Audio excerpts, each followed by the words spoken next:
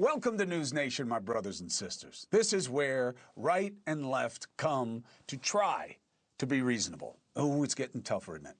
The FBI raided the home and office of Trump's former national security advisor and really, come on, let's be honest, known Trump critic John Bolton, okay? Trump was coming after him right before this happened. In fact, Bolton was fighting with the administration when this raid was happening.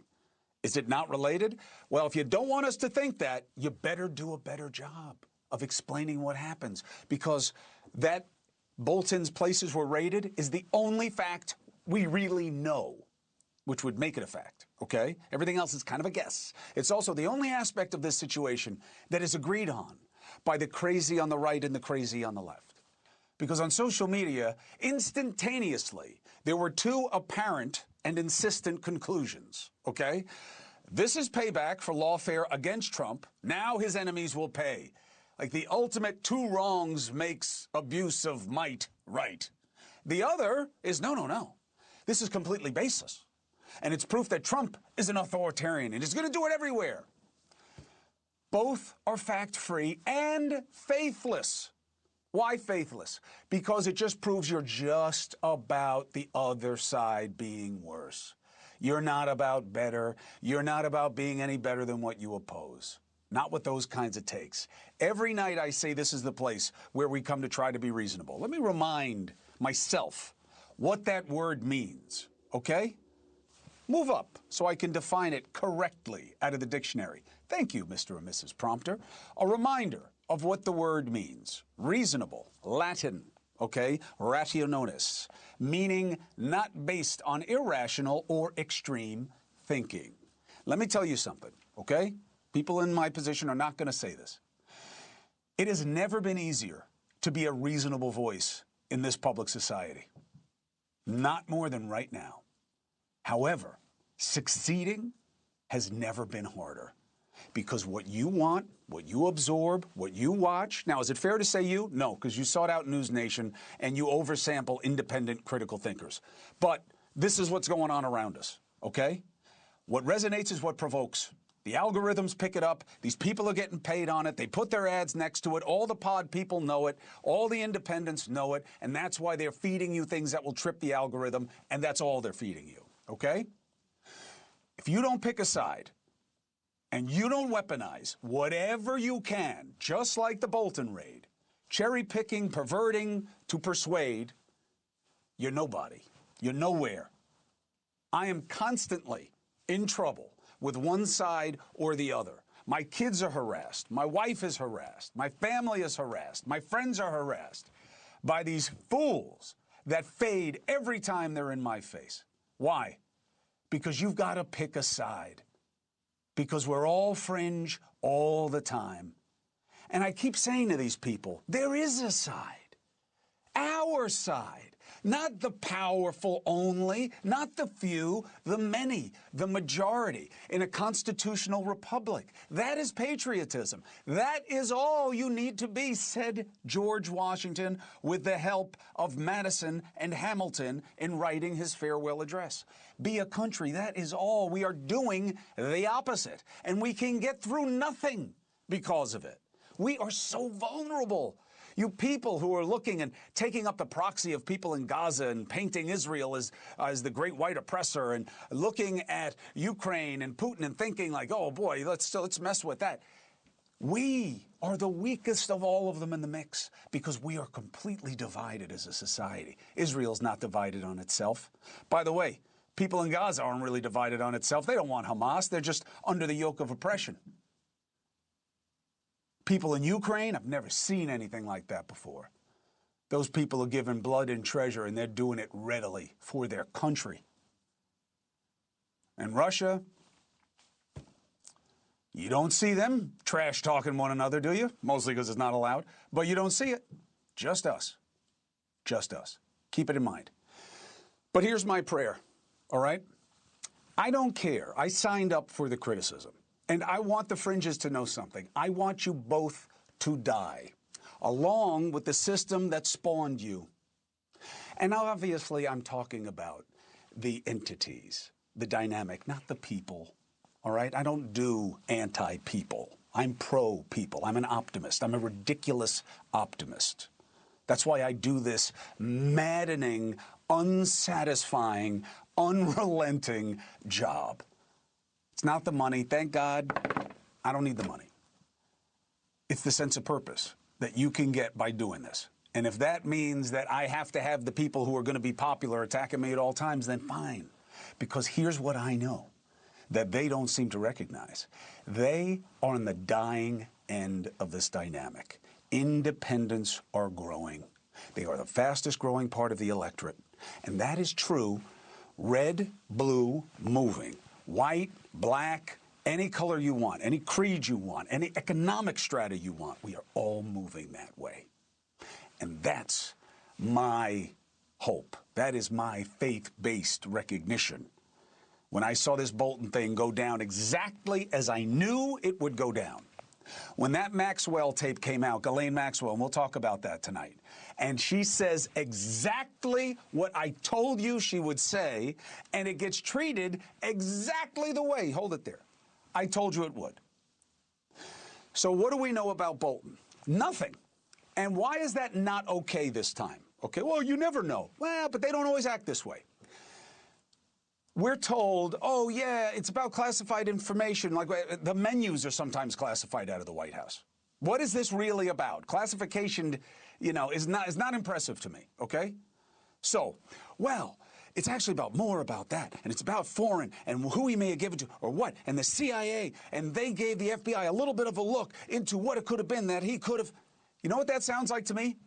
How the dossier was sold to us early on. That's what it sounds like to me. And why does that bother me? Because either you want to be better, you campaigned on this, that it was done wrong.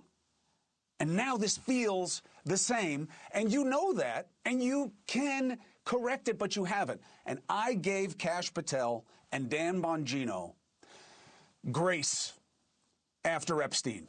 You said you were going to be transparent, you people. That's what you campaigned on. Not with the UFOs, not with Kennedy, not with Epstein, and now, where is it with this? I gave them grace about Epstein. They should have the opportunity to come out and say why they're no longer pushing what they used to sell when they were pod bros. All right, let's be open. Let's see what may have changed. That's as fair a treatment they've gotten, but I'm not giving it to Patel on this. Why? Because if you're going to tweet with Bongino and Bondi, you saw how they tweeted, right? If you're going to tweet and put that out there like you're writing some kind of Avengers episode, you better tell us more than you did here. No one is above the law. Public corruption will never be tolerated. America's safety isn't negotiable. Yeah, okay. Where are the Epstein files? Where are the Epstein files? You obviously have all the tools of the trade. Where are the Epstein files? Yeah, you know what? They were selling you BS. And if that's not what this is, then you better tell us more. Practice the transparency you promised. I don't know what this is. Maybe maybe Bolton is going to be charged with 100 crimes. I don't know. I don't care in terms of the outcome, as long as it's fair and based on things that matter to us. But this is not the way to do it. And I'll tell you what, I do not have reason to believe that the president planned it this way. Obviously, they wouldn't have done it if they didn't think he'd like it. But when he said today, yeah, I didn't know when they were doing it. I don't know that that's untrue. And I think this is another example, like with the Epstein, like with the UFOs, like with Kennedy, like with tariffs, where he has people around him who are not making him look good.